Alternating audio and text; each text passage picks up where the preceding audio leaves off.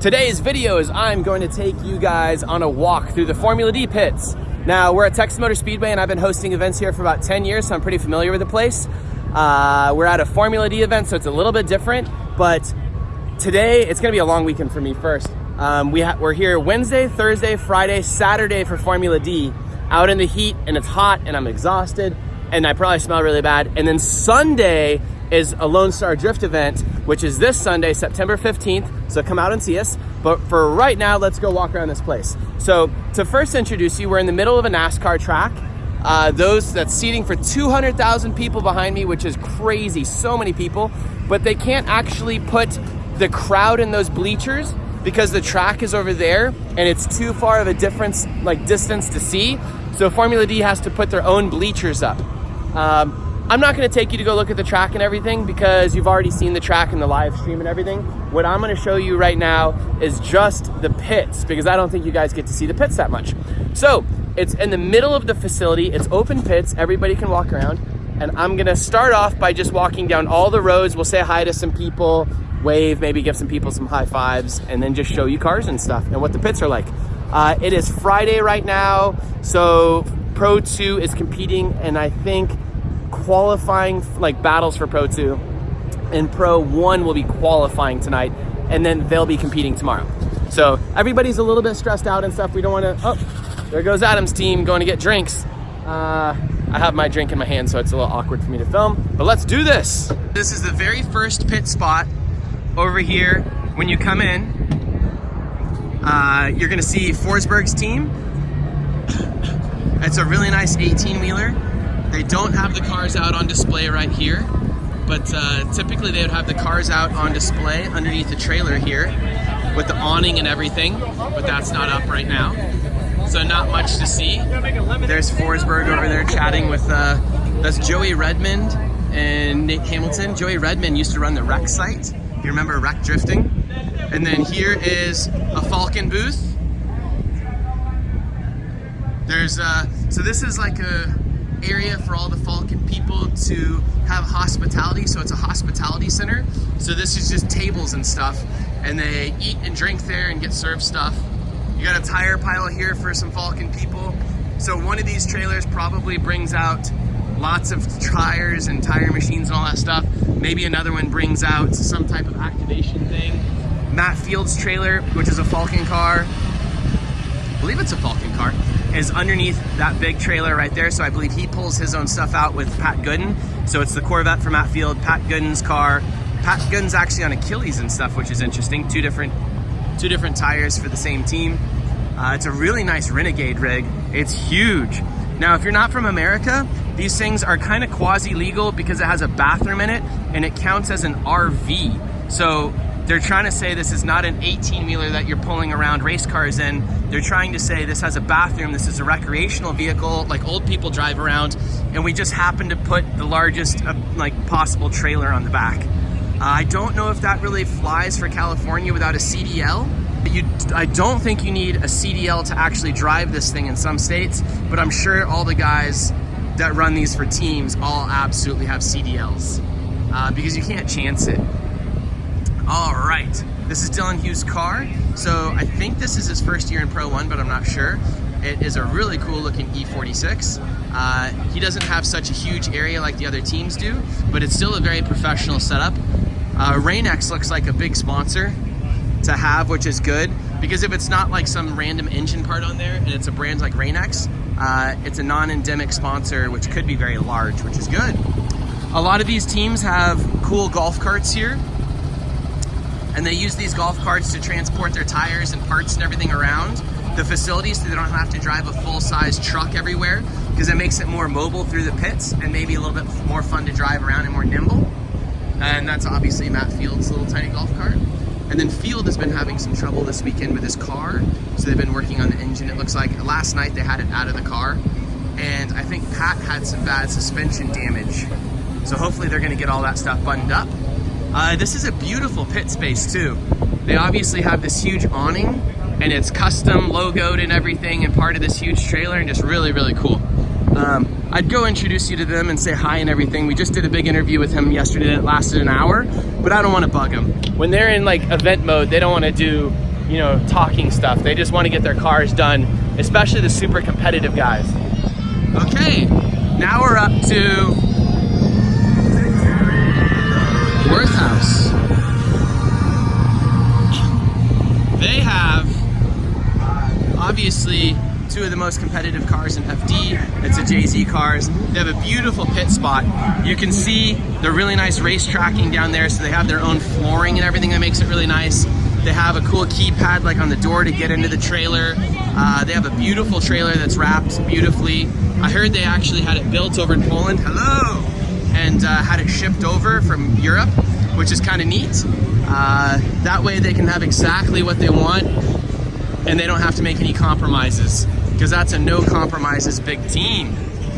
We're kind of getting a little bit out of order, but we'll just keep walking around here. Hello, how are you? Hi. Hi, you want to introduce yourself? Chris Powers from Florida. Hello. Awesome, I'm YouTubing right now. On Schulte's team. Awesome, how's he doing? We're qualified like, I think 12th or 13th, so Awesome. We're getting ready to go into battle. Cool. If y'all want to do an interview later, hit me up. Absolutely. Cool. We're just out interviewing people, and right now I'm like showing the people around the pits, because everybody always sees FD, but they don't see the pits. Yeah, I always watch your walk around videos. Oh, is your team right here? No, we're like around the corner. Oh, okay. I'll come over in a minute. Are you gonna be over there? Yeah, he's got a driver's meeting at 5:30. Perfect. Well, I don't need to see him right now. I'm just gonna see the pit. Yeah. Okay. This is the Sorensen guys. Tacos. You have tacos. I'll be right there. This is the Sorensen crew. These guys are from Vegas, and they have two mentally cool BMWs. Let's see here. They have a super nice spot. So you can see it's kind of a cluster. People trying to get around. They have a trailer behind their golf cart, which is really cool. Looks like they have a lot of tires to burn off this weekend. They have a beautiful trailer set up, a huge Renegade rig again, if that's what you call those things. They run modern BMW chassis, which is neat because it's very different. Big naturally aspirated V8s. Really cool modern chassis, because you don't typically see such brand new chassis being drifted. They have two of them. They're basically identical. When these guys started drifting, the kids were maybe 14 to like 16 age range, and now they're getting a little bit older. But neat to see such young people in drifting. I think that's Michael S.'s BMW back there in the back. You can see these teams bring a lot of tires, and they bring some really big 18-wheelers. Let's go this way. Before I go grab those tacos, let's go around the corner. More tires. Look at all these tires. So many tires. All right. This is the most baller booth probably. These guys are just about style and having crazy cars, and I don't know what to say. I'll let you just see. So one of their cars is an R34. It's got a big V8 in it. It's got a big supercharger. Everything is painted to match. Very unique wheels. Very, very full-on race car look. All these cars are basically going to have Lexan windows all the way around.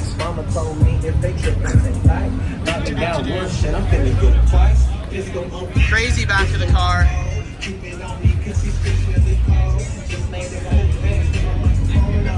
Red bride seats, which is kind of cool. Not many Formula D cars actually run bride seats. They've got this crazy looking 350Z. But what's even crazier in the pits is this Lambo.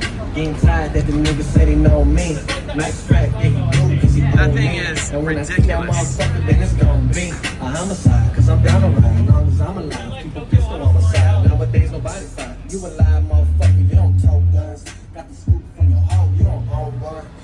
I don't know much about Lambos, so I don't really know what to say.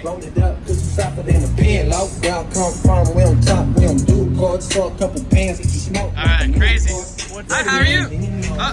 Nice to meet you. Yeah, let's do it. Woo. Can I selfie us while we do it? Yeah, of course. Alright. What's up? Oh, you have to hand him your camera though, probably. Okay. I like how you're getting the selfie instead of on your good camera on a camera phone. All right, let's do it. Hello.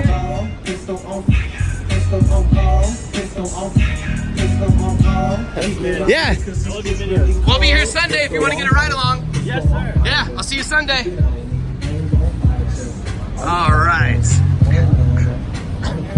what's interesting is the 350Z has the JZ in it, and the Skyline has the V8 in it. What? Here's a car I am not familiar with. I'm gonna misspell this. Gautier, maybe? I hope I didn't mess that up. All right. It's a very cool looking JZ setup. I'm not gonna go into too much detail. Let's move along. All right, we just walked down that way. Let's walk this way. Up, here's the Adam booth. Adam's rig is ridiculous. There's Adam and Trevor. Say hello, Trevor. Boop. All right. Are y'all doing okay?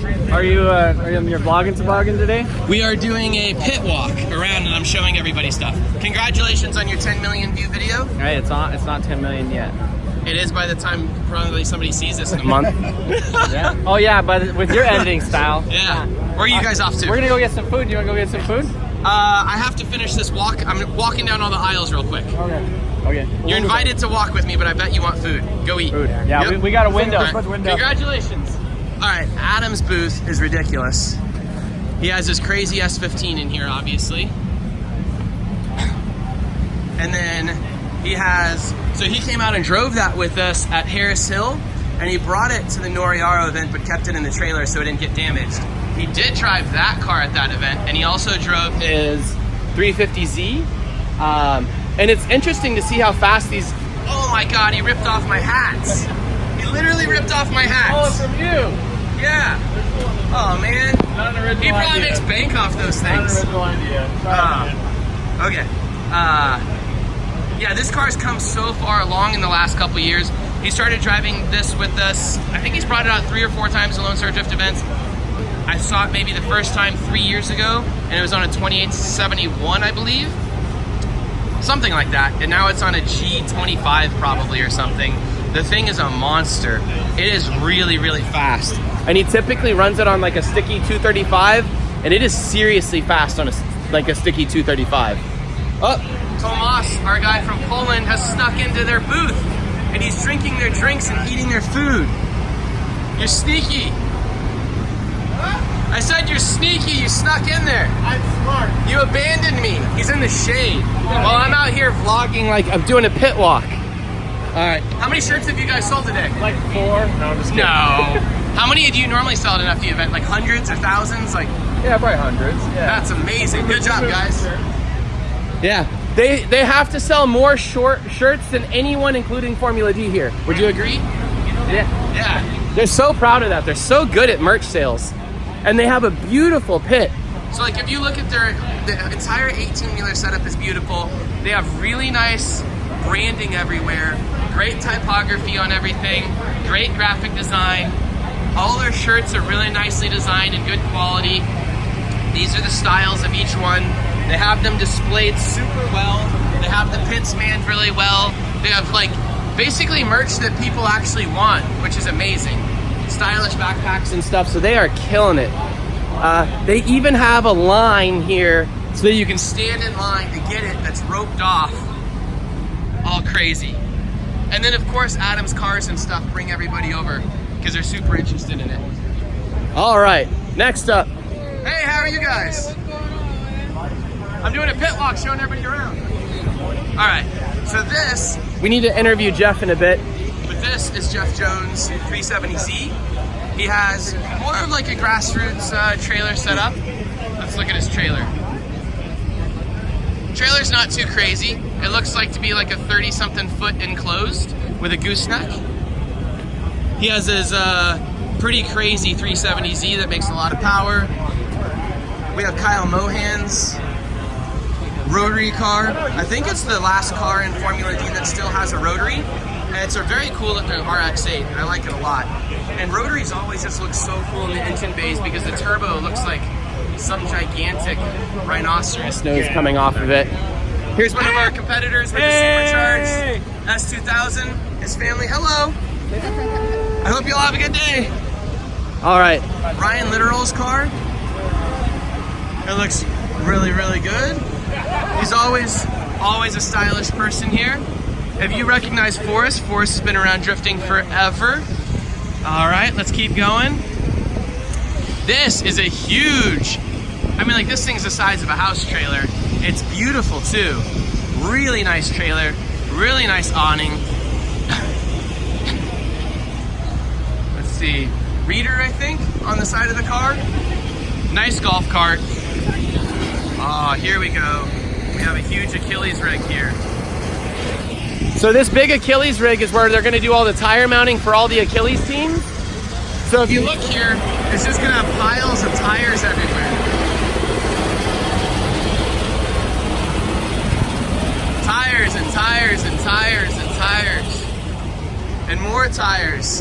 And more tires. Hello guys. And more tires. And even more. How many tires do you guys have over here, you think?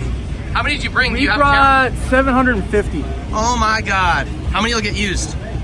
Probably about 720. Damn. And how many are you gonna change? All of them. Oh my God.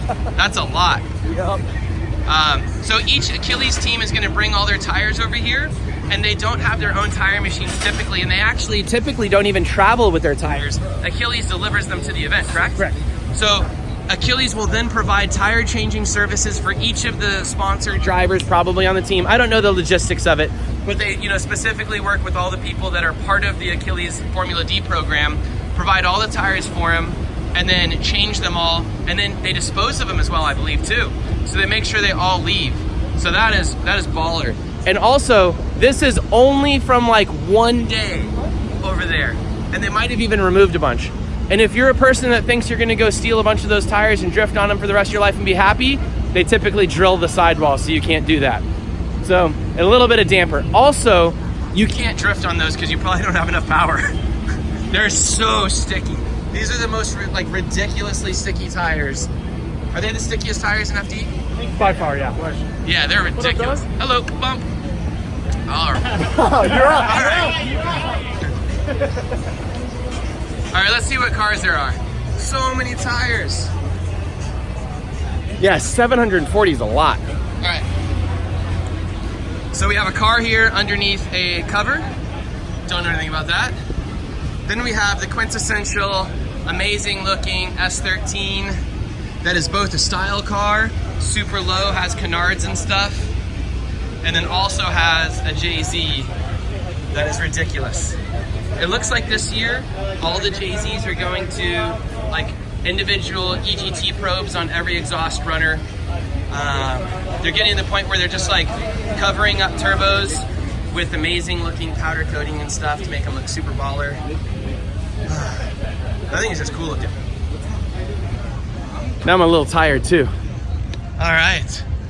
It doesn't look like there's anything over there. Oh! All right. Where's my ECU master people? I did an episode recently where this actual same display was in the video.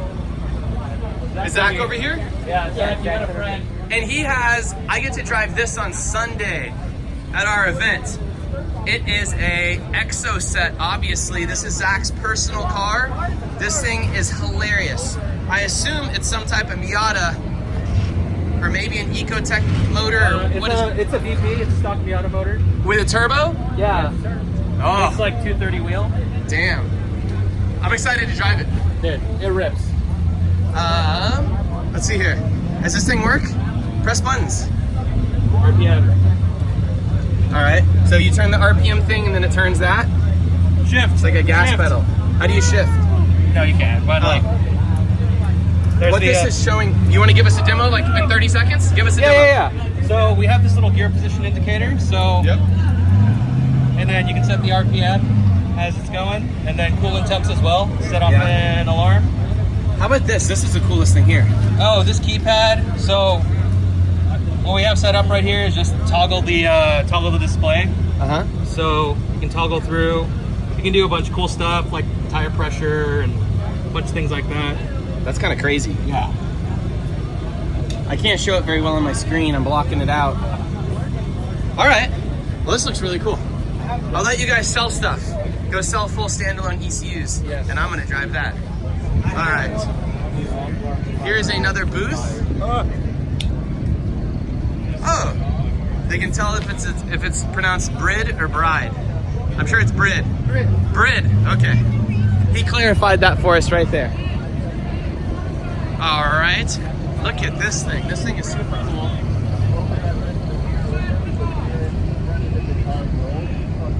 Looks like an LS-based motor, and it looks like a supercharger on an FRS. It's interesting because it is not Rocket Bunny. And it looks like, so you don't see all the bolts and all the fenders and stuff and all the rivets, which is cool. And it's still full interior. Looks very cool. I like it. Oh, and it has a crazy diffuser splitter thing. Okay, up next is, let's walk this way first. Full lock drift. So these are booths, and these people have booths. This is an organization up in Oklahoma. So it's an Oklahoma drifting organization, and they brought out 2 cars. I think Ben Joseph won their whole series this year. And he has, that's Ben right there. And he has a JZ S14, which is super cool. How do you like the motor? Solid. It's solid now? Yeah. It works well? Yep. It looks awesome. Congratulations on making it work completely. Is it like completely sorted out now? Yeah. I have no issues at any event except for like it gets hot a little bit, but. How fast is it? Really fast. Really fast? Yeah. That's awesome. Super laggy, but I can control it for the most part. Yeah? Are you gonna downsize the turbo? Yeah. Off season is downsizing. Maybe going to S257 because it's an S360 right now. So. Okay. It'll still probably make the same power anyways. Oh yeah. Yeah. Up the boost. But more response. Cool. Have fun. All right. Looks like something's going there tomorrow, but it's not set up. Some of these booths are not set up as well. Let's see here. Maybe I should have done this booth walk thing tomorrow. But this is good. We're having a good walk. I'm excited.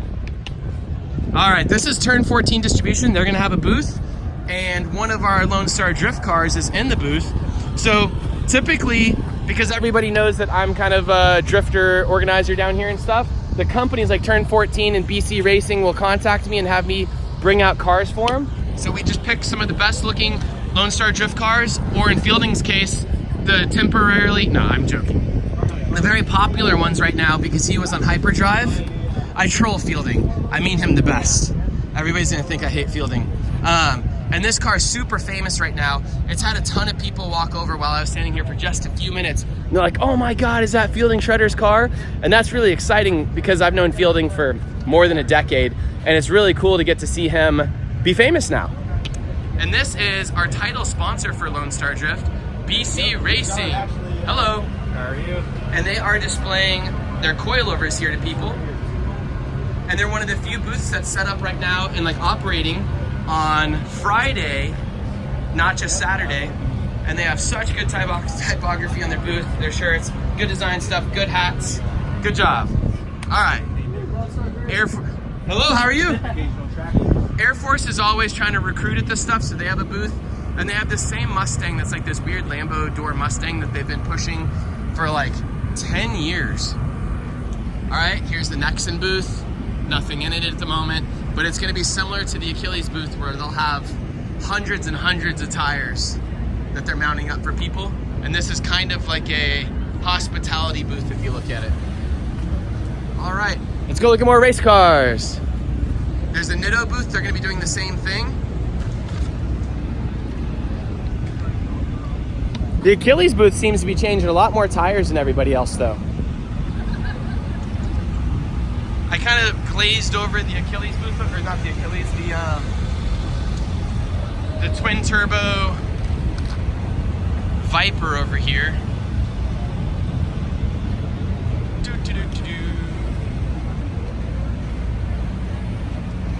That is a whole lot of car. I don't even know what to say about that thing. Except that is a lot of car. There's Colin, he's one of our drivers in Lone Star Drift. Hello. Oh, I'm in the way of somebody in a truck, get out of their way. Here's Aasbo's team. This is really interesting because you'll notice Aasbo has one of the smallest trailers here.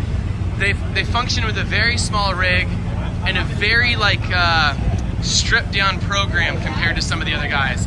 They don't have the hospitality of the other teams. They don't have all of the extra stuff.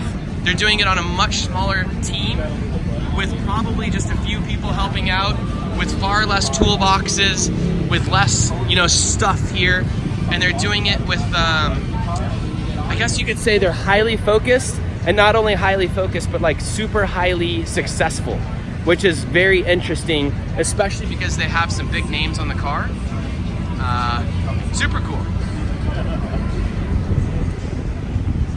All right, and that's the exact opposite of, so his whole setup is right there. It's pulled by a single truck. And then if you look over here, this is the RTR booth, and the RTR booth is gigantic. It's absolutely massive. They have their own porta potties on site so that their people don't have to walk all the way over there to the bathroom. It saves them time and makes sure that their employees don't wander off probably. They have a huge 18-wheeler in there. This type of setup looks amazing, but it's absolutely huge. So there's like race tracking under there in the floors. There's hospitality on one side probably. There's media guys working inside the trailer. There's race cars in there. There's demo cars. I think there was a green Mustang in there. And it means that it probably takes 20 people to set up this thing, you know, like hours and hours to set it up beautifully and super presentably. And then many hours to break it down as well.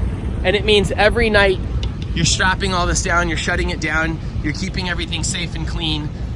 You know, people obviously have to design the race suits, design all the livery on the cars, design all the sponsor stuff on here, get all that stuff shipped out, make sure it's packed up correctly and not damaged.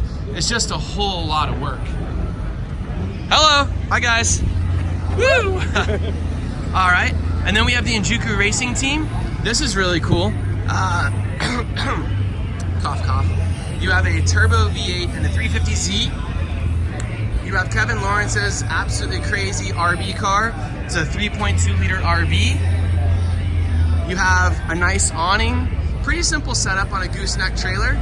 Very presentable, very nice, but nothing, you know, like lavish and outlandish like some of the other teams. Now, that's covered a lot of the Pro 1 stuff that we've already walked through. And then we're gonna be kind of in the back section now where the Pro 2 stuff is. And for Pro 2, you're gonna see a lot more small trailers, and you're gonna see a lot more like small trucks, teams that are typically just a few people instead of being, you know, 20 people. Maybe they'll be selling some t-shirts out of their booth and stuff, but nothing crazy. Oh, there goes Michael Essa. He won multiple years of Formula D. I think he won multiple years. Here we did a beautiful interview yesterday that worked. It was a really, really nice interview with Federico. I'm butchering his name, I'm sure. He says it so beautifully in their Ferrari. You'll notice they're one of the few pits that has like a dinner table set up normally. Hello! I'm filming like always. Yeah, they are setting up the Ferrari and getting it ready, obviously, but I just want to point out that you would think a Ferrari team would have a huge 18-wheeler setup and tons of employees. It's basically just 3 of them working on that car underneath just a couple tents, which it's 10 by 30 for their tent setup. Man, things so loud. And there's not a lot to the team in that way. Like obviously they have passion and spirits and everything, but they don't have 18-wheelers and stuff, which you would think the Ferrari team would have. So in some ways the Ferrari team is much more budget-minded than the other teams, which is kind of crazy. Here we go, we have a Cadillac, 2-tent team, an RV setup for, I pulled that thing I think once, for Andy Haitley when he broke down. Yeah, I'm pretty sure that's the setup. He lives in there during the events. He has an E30, which is hilariously crazy. Yeah. Super, super aggressive. Yeah, talk shit about me. No, just the car, not you. Oh, yeah, this car just keeps progressing year after year after year. And like, I think it can't go any further. It's down, right? It's going down. Like, wait, we made it all through practice, and then at qualifying, it's like, now I brake. Oh. Now I brake. Yeah. Can you fix it? No, we didn't qualify. It's done. Oh, what it was. Sorry, I didn't see. I was filming It's the okay. entire time. No, it's okay. Yesterday, You might not understand, but as I walk around, I know these people, and I can't, if I don't know, ask how they did in qualifying, because like if they didn't qualify, it's you know what I mean? It's like almost like a troll. Like, oh, did you qualify? No, that's good. We know. No. I was gonna say because it's incredibly hard to qualify now. There's like 50 cars out there, and you've got well, I was just talking to him about that. 40 of them are This is a 1,000 good point- horsepower. This is a good point to bring up right now because Yeah.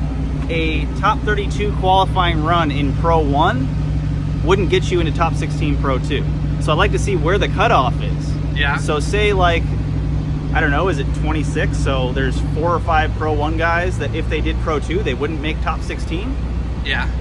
So you're saying Pro 2 is harder now than the last 16 spots in Formula D Pro 1. Is that what you're saying? I'm not sure. That's what I'm Okay. not sure of. I'd like to figure that out. There's sure I a haven't lot looked of- at all the scores and anything like that, but I know that even in St. Louis, if you looked at like the 32 runs and stuff like that, Yeah. they weren't as good as the top 16 run for Pro 2.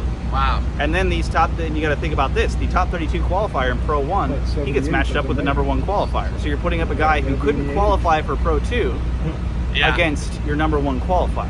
Yeah. Well, it's how the cookie crumbles. No, you I know. I know. That's how it works. No, I know they didn't plan on that. It's Yeah. It's just a weird situation. Are there this more year with Pro that. 2 guys than there normally are? Like There's in more other Pro 2 years? guys than Pro 1. Right? Yeah. There's so Yeah, many there's of a them. ton. Yeah.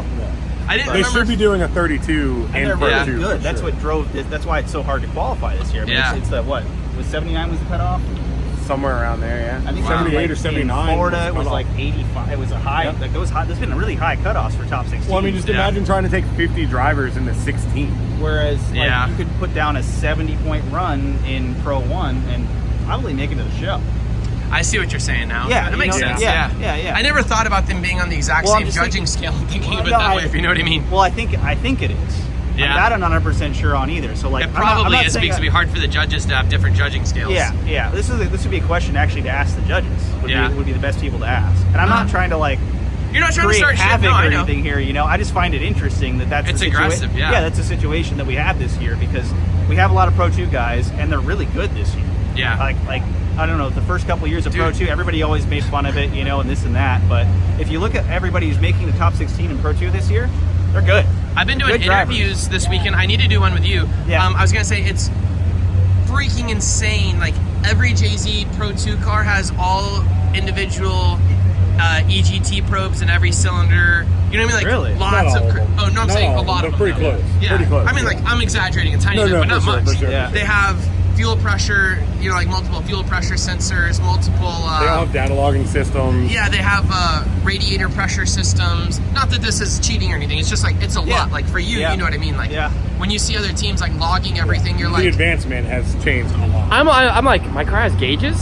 you know what I mean? Like I'm just like it gets hot and it doesn't get hot. That's the only gauge I look at. I don't even look at attack. Well, if you remember my 350Z, it didn't have a temperature gauge, so if it got hot, I knew it because there was coolant on my windshield. Yeah, I was gonna say, That's and how like, I'm like, oh, well, I guess I'm overheating. And that was an FD car from 07. Yep. yeah, I think it helps the teams more than the drivers though, because they can keep the cars running and they Yeah. know problems Yeah. beforehand. So Yeah. I get all that. I'm Yeah. just making a joke because like Yeah.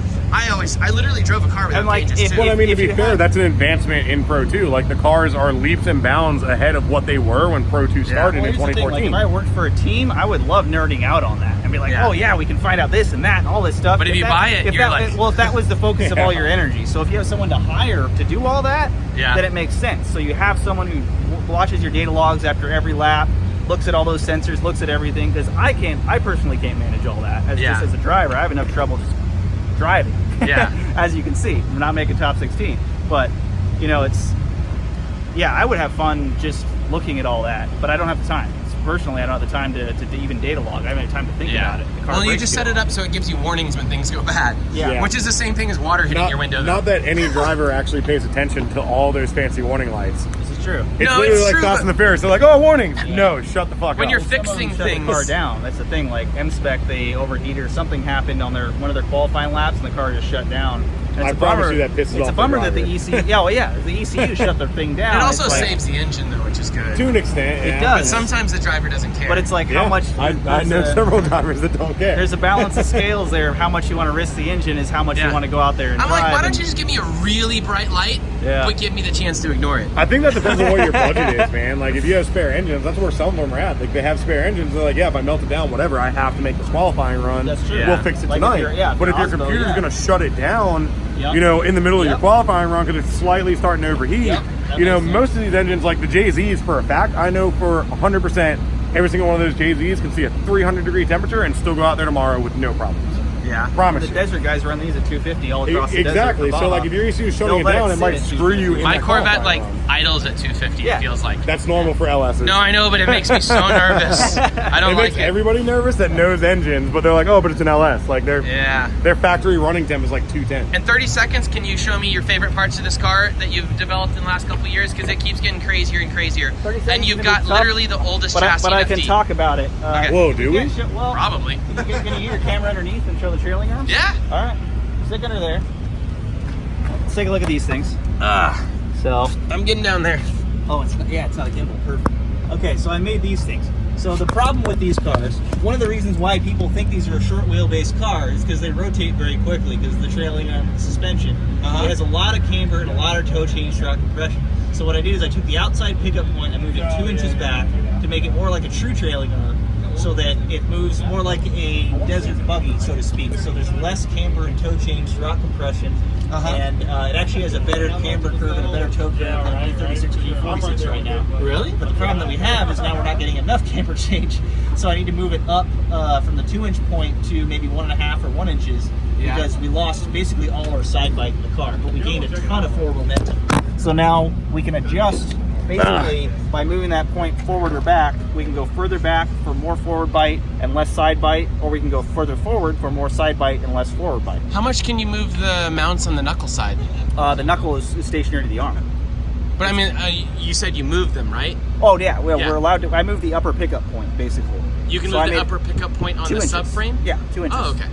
Yeah. Within the 2 inch sort of circular realm of the pickup point itself. Okay. Basically, yeah. Fair enough. Yeah, and when I made the bracket, I literally, after we TIG welded up the temporary bracket that we made for it, I took it right over to Formula D and I had Kevin measure it. And Yeah. he measured it. He's like, yeah, it's good. You're like, can you stamp that? It was literally right on. It was like 1.9 or something like that. That's we took it hilarious. right to the limit. How much of this is necessary? How much? This of is what? this is a lot. I mean, you need a big radiator. Yeah. Technically, you don't need a fuel cell. You can run a factory fuel cell. Yeah. But it's Did you have to change because the factory tank was not working? No. You know what I mean? The factory tank in this car, it was kind of it's kind of behind the passenger seat, and that's really That sounds like a fantastic spot. well, it's really the only place to run all your lines for your radiator and stuff like Oh. that. So when I ran all those, and then I put the battery on the other side, so it was kind of one of those saddle bag, I guess Yeah. you call them, gas tanks. So I put the battery down there, and then I ran all the hoses through here, and I don't know, I prefer it being there. You have easy access to the fuel pump. You can see stuff. You can fuel. No, it makes sense. Yeah. I was just curious how much of this is But necessary. I don't think if you run a factory fuel tank, you don't have to have a bladder, correct? Why would I know this stuff? You literally had to build a Formula D car. I don't know. haven't had a Formula D car ever, really. Because I think Odie used to run. I don't know if he still runs a factory tank, but I know he ran a factory tank for a long time, Yeah. and I think that was the same sort of saddle style tank. Well, But yeah, the car is beautiful, man. it's It trying. keeps going. It's the same car for a long time. We broke a wheel at Atlanta. Yeah. Yeah, I had to shut it down. It was shut it down or put it into the wall. How good is this thing, by the way? What's that? The car. I like it. Is it like so good you'd never need to build another car for Pro 2 type thing? No, Or no? no, Okay. no. Like if I had an E46, I think I'd be in a better place already. But Why don't you swap everything over to an E46? it's fun to figure stuff out. I like engineering. I like figuring Yeah. shit out. I'm not done Fair with enough. it yet. Nobody's done that with the trailing arms yet. I'm going into ground that Yeah. nobody's ever done before. But BMW could have done it for you on an E46 chassis. Well, here's the thing. They did back in the day on this Right. chassis. The BMW Motorsport subframe, the sweep angle, which is the degree that the trailing arms come off the subframe. Basically, if you draw a 90 degree between the two subframe pickup points, it was 15 degrees, and they lowered that to 12 degrees for the DTM cars back in the 80s. So Yeah. I'm down to 10 degrees, so I'm copying what they did back then. I'm actually using the same adjuster that they used back then. Interesting. Yeah, so I'm using kind of the DTM idea that they had back in the 80s. That's another reason why I freaking love these cars. You ever watch those videos? The 80s? Yeah. Oh, I'm just like, how do those drivers have spines? Oh, it looks so much fun, though. They bounce so hard. I know, it looks, they probably don't anymore. And But you know why it's cool is because they were so crazy low and they sectioned the cars and took like a foot out of it. Your car would look so cool if you lowered it like you know what I mean? Oh, yeah, You took yeah. a foot. So what they did is they took a foot out of the middle, and they just cut the car a middle like a foot, dropped it down. I'm sure it was a lot more than that, but you know what I mean? Like it made the silhouette of the car look so cool, race car. It was beautiful. Okay, I gotta finish this pit walk. I'm at 41 minutes on my pit walk video. Yeah. But I wanted to show well, how far have you made it? Well, I was gonna say, you probably have, no offense, the least fancy looking trailer setup, right? And you live in it too. So awesome. Yeah, I love it. No, but I'm just saying, The like, inside's pretty nice. I don't think people understand that, especially because, you know, some of the cars, it'll be like a normal car and then an 18-wheeler setup. Yeah, or it's been searched as a meth lab like 3 or 4 times. They keep Really? thinking it's a meth lab, and I tell them, I'm not doing anything in there, and they come and no. well, is Gonzo in there? Yeah, you want to say hi? Yeah, let's say hi to Gonzo. The audience will love Gonzo. Yeah. What did I drop? Oh God, my car key. How did that fall out of my pocket? This is the most popular boy at all of FD. No one gets as much pets as this dude. Hey, buddy. So what is he officially? He's a Timberwolf and Alaskan Malamute. He is so cool looking. He's a good boy. Yeah. He just woke up. He's got to be so hot outside. Yeah, we got the AC going for him in here. Yeah. He's feeling nice. You can't see scale, but he is humongous. He's a big boy. All right, man. Good luck this weekend. Thanks, Have a great buddy. time. Oh wait, I'm sorry. I don't mean to say good luck. You know what I mean. Good luck next year. Yes. Good luck next time. Thanks, buddy. See, that's the problem with all your friends qualifying and doing things like that, and so much pressure on them. You don't want to say the wrong thing at the wrong time. But he's been around it a long time. He understands. Hello. How are you guys? We have another team. Hello, guys. They have a pretty simple setup, it looks like, next to a bigger setup. So you can see even just like a trailer like that next to a trailer like that, that thing is beautiful, 2 feet taller. More Pro 2 stuff. Typically, that has got to be the smallest trailer for Pro 2. That's amazing. That car even fits in there. This is a beautiful big trailer. This is a really unique car. Look at this. This is obviously a BMW Z4. Not the exact idea of what you would think of as a drift car. That's easy to build or drive because there hasn't been a lot of development on those chassis. This is a stacker rig, which means you can pull onto that and it raises up, and then you can put 2 cars in here. He has a tire machine and lots of tools and cabinets. Very cool.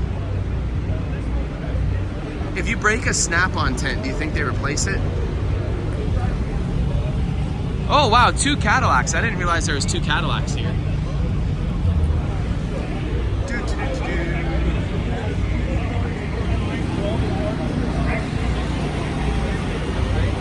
He had a big wreck today, it looked like.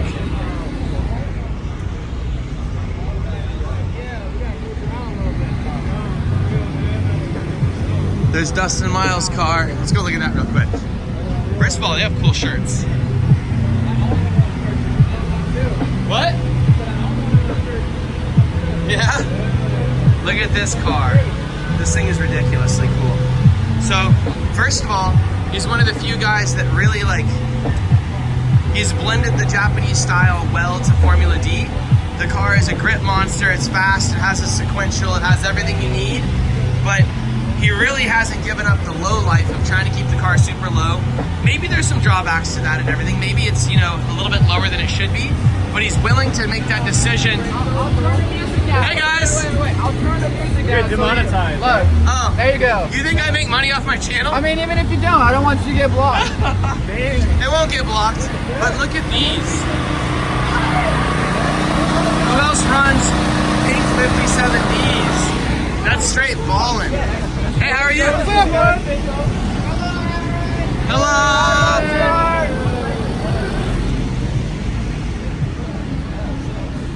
Hello. Good, how are you? Good.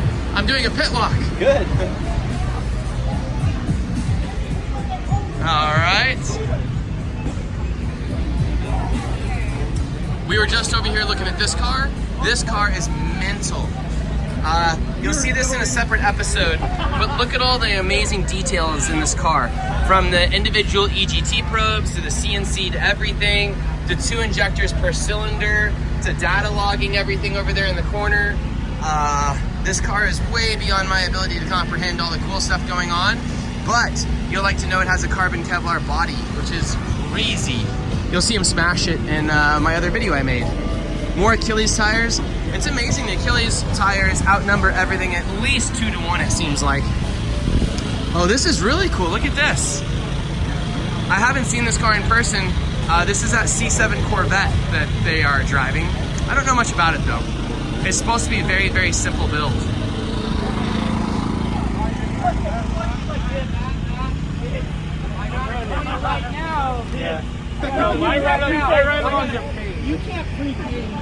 I believe I was promised tacos from this booth, I think. Hello, how are you guys? Doing good, man. Nice hat.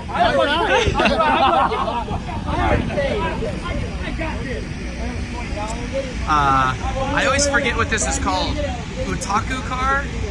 Do you know what the anime girl is called? The style is it otaku or? So the car, like the wrap is called an Atasha car. Atasha, there you go, Atasha. Japanese for like painful cars. It's really expensive and terrible to upkeep. You know?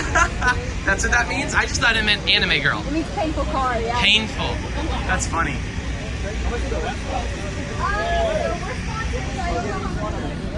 Are you having fun? Hell yeah. Yeah. Good. Can't wait for Lone Star. I know, Sunday. Then we get to drive. It's painful watching other people drive. Okay, I think that's going to conclude the pit walk. We've covered probably about, I would say 80% of everything in the pits. There was a few cars that we like walked around and missed, but thank you very much for watching. I hope you enjoyed it. Oh my God, more tires. There's tires everywhere here. Thank you very much for watching. Have a great day. Bye, everybody.